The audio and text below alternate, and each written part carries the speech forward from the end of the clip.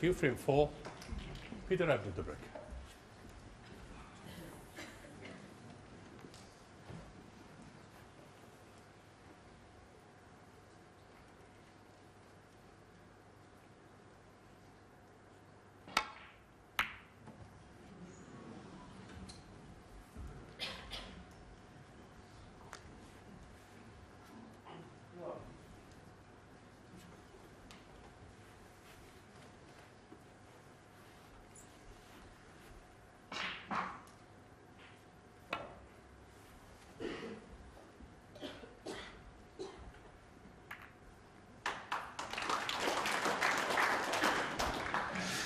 Well, it sounds like Hazel and the boys are in a creche there. We can hear the children screaming in the background.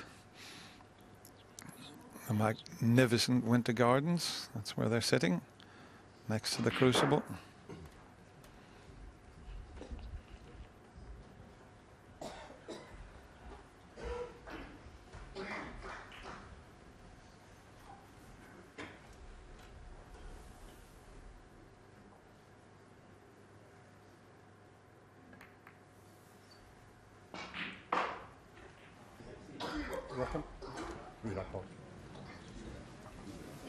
Well, they've looked at one another and decided to have a re-rack. Premature, you may think, but good to see. Both players agreed. Didn't want any more tip-tapping about.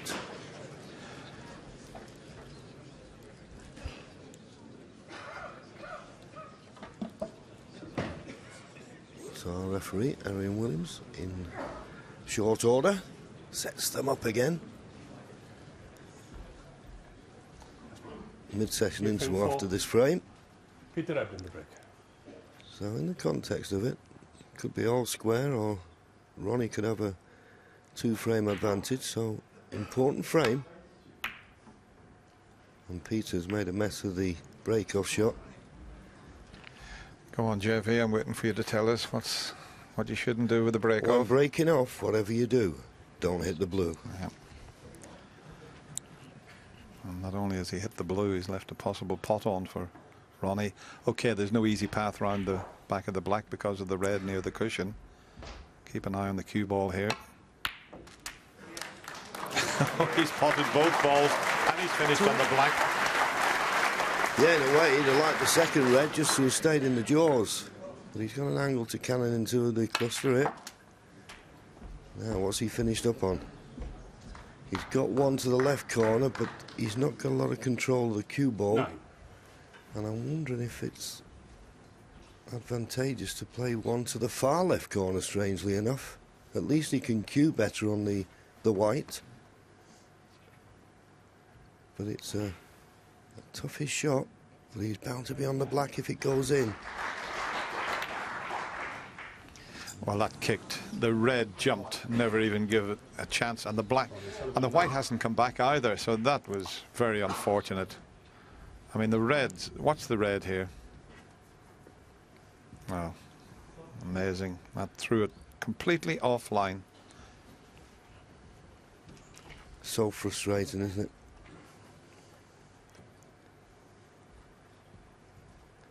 So Ronnie opened up the reds, but now in favour of Peter Ebdon. This is the red that Ronnie could have played, but he didn't have the sort of position that Peter's got. He can just drop it in and play for, well, as it turns out, the pink into the middle. Ronnie didn't have that option. His bridging was a lot more awkward than that.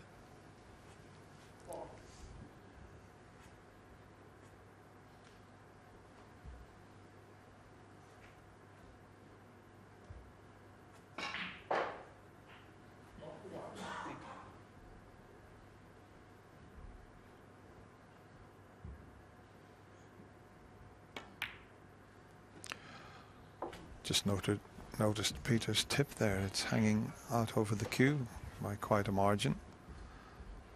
It's like a mushroom type effect. Most players have the tip flush to the ferrule, that little metal piece on the end of the cue, but as you can see as he chalks it there, it's a little bit bigger than the actual tip of the cue.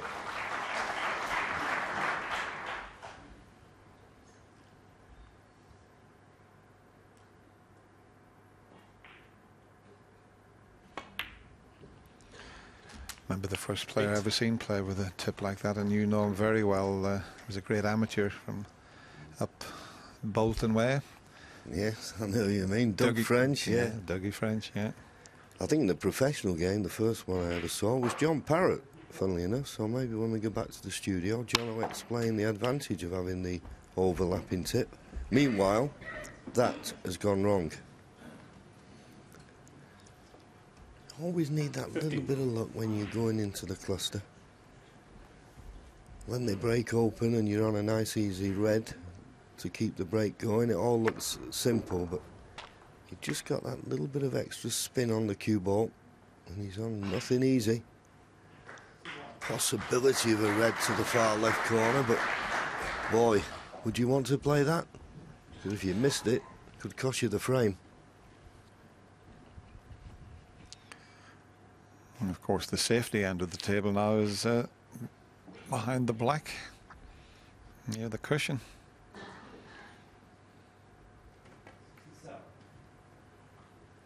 Peter Ebdon 15.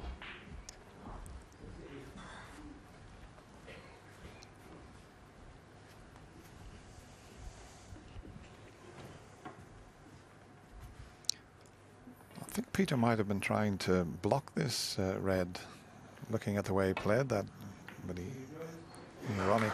Well, you know, I'm going back to the tip you were talking about, John. He's played that shot to the side and he's mishit that completely. Okay, it may still be safe. But I think we might try and find out at the mid-session interval if that's a new tip or a fairly newish cue, because when he plays with side, he's not getting the reaction that he's expecting. Yes, couldn't agree with you more. As I say, that break-off shot in the last frame sort of gave me half a clue, but when he missed the easy black in the first frame, you know, just putting a trace aside on to avoid the middle pocket, to miss a black like that, well, it just shows me that when he's playing with side, he's not allowing, or he's unable to judge the throw of the side.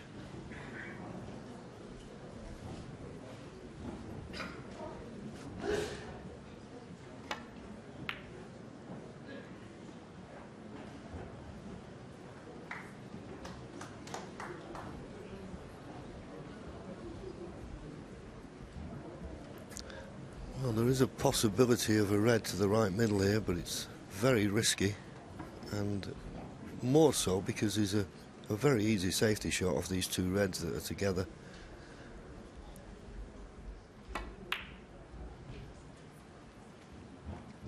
Correct shot, but you just get the feeling that Peter's got the slight advantage in this tactical exchange. He might have after the next shot, John. Ronnie's left him an easy escape back to, if he can get the white back to near enough where it is now and cover those three reds near the pink, it's going to be difficult for Ronnie.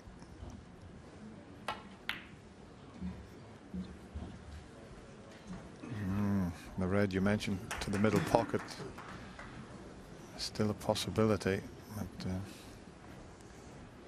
where would the colour come? If the blue was on the spot, he might risk that. He's going to play it up into the corner and screw back, but he could leave a red on if he misses this.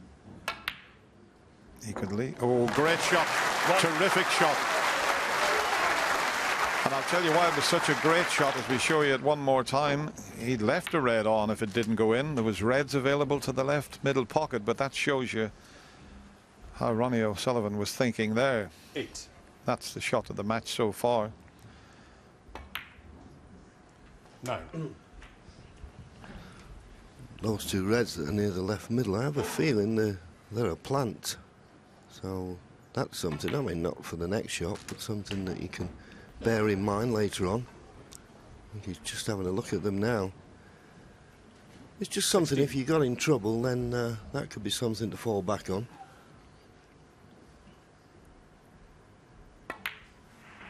17. Peter will have been disappointed. That was a terrific opening red, as you say, but he'd be a little bit disappointed that he left him that chance. And that's why we always say it's so important when you're playing a safety, if you can leave the cue ball near the cushion, 24. it makes every shot difficult. And he didn't. He left the cue ball near the black. 25. A player of the ability of Ronnie O'Sullivan, dangerous and could be very costly.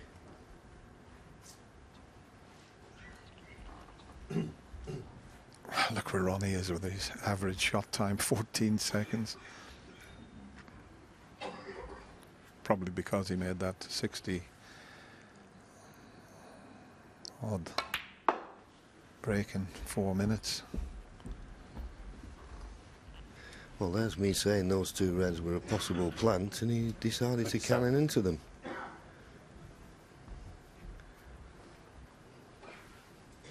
Don't understand that. This is missable. Well, he's played it beautifully, and considering he played it with his left hand, even more.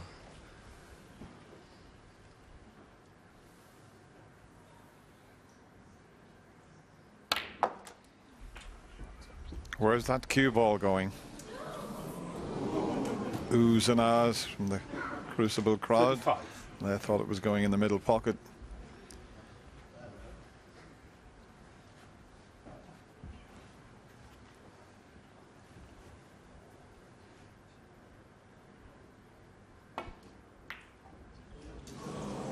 That is a bit careless.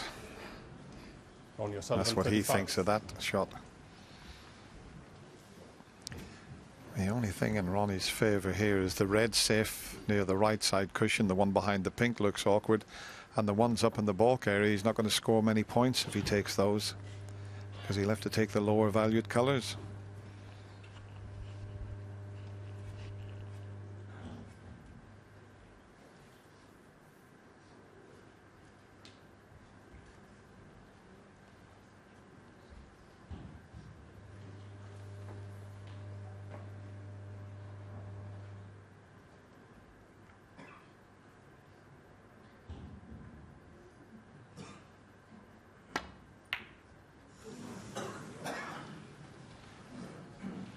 Well, the one thing you've got to do, if your opponent makes a mistake like Ronnie O'Sullivan did, you've got to punish them at this level.